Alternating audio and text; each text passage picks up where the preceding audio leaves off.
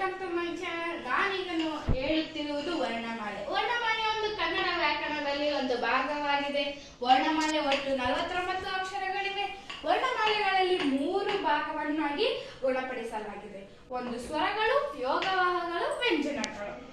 ಸ್ವರಗಳೆಂದರೇನು? ಸ್ವರಗಳೆಂದರೆ ಸ್ವತಂತ್ರವಾಗಿ ಉಚ್ಚರಿಸಲ್ಪಡುವ ಅಕ್ಷರಗಳಿಗೆ ನಾವು ಸ್ವರಗಳು ಎನ್ನುತ್ತೇವೆ. ಯೋಗವಾಹಗಳು ಏನಂತಂದರೆ ನೀವು ಕಾಮೆಂಟ್ ನಲ್ಲಿ ತಿಳಿಸಿ ನನಗೆ. ವ್ಯಂಜನ ಅಂದರೇನು? ಸ್ವರದ ಸಹಾಯದಿಂದ ಉಚ್ಚರಿಸಲ್ಪಡುವ ಅಕ್ಷರಗಳಿಗೆ ನಾವು ವ್ಯಂಜನ ಅಂತ ಕರೆಯುತ್ತೇವೆ.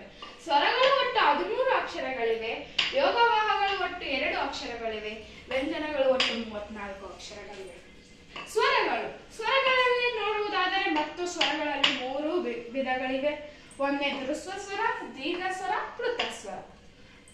ಹ್ರಸ್ವ ಸ್ವರ ಎಂದರೇನು? ಹ್ರಸ್ವ ಸ್ವರ ಎಂದರೆ ಒಂದು ಮಾತ್ರ ಕಾಲಾವಧಿಯಲ್ಲಿ ಉಚ್ಚರಿಸಲ್ಪಡುವ ಅಕ್ಷರಗಳಿಗೆ ಹ್ರಸ್ವ ಸ್ವರ ಎನ್ನುತ್ತೇವೆ. ದೀರ್ಘ ಸ್ವರ ಎಂದರೇನು? 2 ಮಾತ್ರ ಕಾಲಾವಧಿಯಲ್ಲಿ ಉಚ್ಚರಿಸಲ್ಪಡುವ ಅಕ್ಷರಗಳಿಗೆ ದೀರ್ಘ ಸ್ವರ ಎನ್ನುತ್ತೇವೆ. ಪ್ಲುತ ಸ್ವರ ಅಂದ್ರೆ ದೀರ್ಘವಾಗಿ ಎಳೆದು ಮಾತಾಡುವ ಅಕ್ಷರಗಳಿಗೆ ನಾವು ಪ್ಲುತ ಸ್ವರ ಎನ್ನುತ್ತೇವೆ. ಸರಿ, ಈಗ ನೆಕ್ಸ್ಟ್ ಹೋಗೋಣ. ನೆಕ್ಸ್ಟ್ ಅಂದ್ರೆ ಏನು? ಯೋಗವಾಹಗಳು. ನಿಮ್ಮನ್ನ ಕಾಮೆಂಟ್ ನಲ್ಲಿ ತಿಳಿಸಿ ಅಂತ ಹೇಳಿದ್ದೇನೆ. ಯೋಗವಾಹಗಳಲ್ಲಿ 2 ವಿಧಗಳು ಬರುತ್ತವೆ. ಒಂದು ಅನುಸ್ವರ, ಇನ್ನೊಂದು ವಿಸರ್ಗ. ಅನುಸ್ವರ ಅಂದ್ರೆ ಅಮ್ಮ, ವಿಸರ್ಗ ಅಂದ್ರೆ ಅಹ. ಇದು ಮುಗಿಯಿತು ಯೋಗವಾಹಗಳು. ವ್ಯಂಜನಗಳಿಗೆ ನೋಡುವುದಾದರೆ ಒಟ್ಟು 34 ಅಕ್ಷರಗಳಿವೆ. ವ್ಯಂಜನಗಳಲ್ಲಿ 2 ವಿಧಗಳು, ವರ್ಗೀಯ, ಅವರ್ಗೀಯ. ವರ್ಗೀಯ ಎಂದರೇನು? ಗುಂಪುಗಳನ್ನಾಗಿ ವಿಂಗಡಿಸಲು ಬರುವ ಅಕ್ಷರಗಳಿಗೆ ನಾವು ವರ್ಗೀಯ ವ್ಯಂಜನ ಎಂದು ಕರೆಯುತ್ತೇವೆ. ಅವರ್ಗೀಯ ಎಂದರೆ ಗುಂಪುಗಳನ್ನಾಗಿ ವಿಂಗಡಿಸಲು ಬರುವುದಿಲ್ಲ ಅಂತ ಅಕ್ಷರಗಳಿಗೆ ನಾವು ಅವರ್ಗೀಯ ವ್ಯಂಜನ ಎಂದು ಕರೆಯುತ್ತೇವೆ.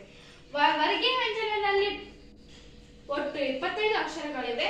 ಅವರ್ಗೀಯ ವ್ಯಂಜನದಲ್ಲಿ ಒಟ್ಟು 9 ಅಕ್ಷರಗಳಿವೆ. ವರ್ಗೀಯ ವ್ಯಂಜನದಲ್ಲಿ ನೋಡುವುದಾದರೆ ಮತ್ತು 3 ವಿಧಗಳು ಬರುತ್ತವೆ.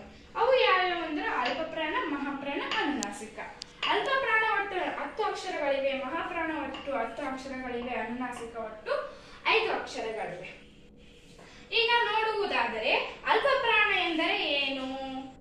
ಕಡಿಮೆ ಉಸಿರಿನಿಂದ ಉಚ್ಚರಿಸಲ್ಪಡುವ ಅಕ್ಷರಗಳಿಗೆ ನಾವು ಅಲ್ಪಪ್ರಾಣ ಎಂದು ಕರೆಯುತ್ತೇವೆ. ಹೆಚ್ಚು ಉಸಿರಿನಿಂದ ಉಚ್ಚರಿಸಲ್ಪಡುವ ಅಕ್ಷರಗಳಿಗೆ ನಾವು ಮಹಾಪ್ರಾಣ ಎಂದು ಕರೆಯುತ್ತೇವೆ. ಮೂಗಿನ ಸಹಾಯದಿಂದ ಉಚ್ಚರಿಸಲ್ಪಡುವ ಅಕ್ಷರಗಳಿಗೆ ನಾವು ಅನುನಾಸಿಕ ಎಂದು ಕರೆಯುತ್ತೇವೆ. ಇದು ಟೋಟಲ್ ಆಗಿ ಹಾಗಾಯಿತು. ಇದು ವರ್ಣಮಾಲೆಯ ಬಗ್ಗೆ. ಈಗ ಇದು ವರ್ಣಮಾಲೆ ಬಗ್ಗೆ ಮುಗಿಯಿತು. ನಿಮಗೆ ಲೈಕ್ ಆಗಿದ್ರೆ ಈ ವಿಡಿಯೋನ ಶೇರ್ ಮಾಡಿ, ಸಬ್ಸ್ಕ್ರೈಬ್ ಮಾಡಿ, ಬೆಲ್ ಐಕಾನ್ ಪ್ರೆಸ್ ಮಾಡಿ.